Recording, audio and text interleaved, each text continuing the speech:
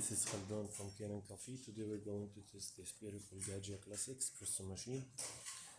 It was clogged when it comes to the store, so I did unclog it and make a tune-up for it, scale it, replace the shower screen, this one, and the gasket, and a deep cleaning for the steam mount.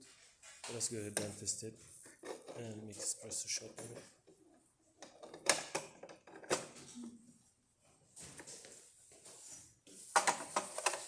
Oh, this is big. Let's use a smaller cup.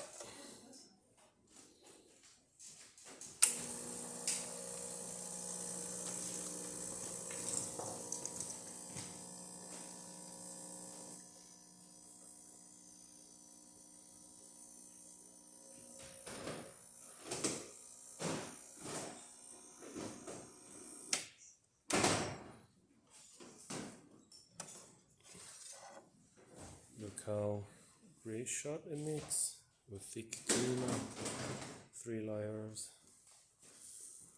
So let's test the steamer. It takes a bit until it gets ready. You're gonna see the lights on. You'll see.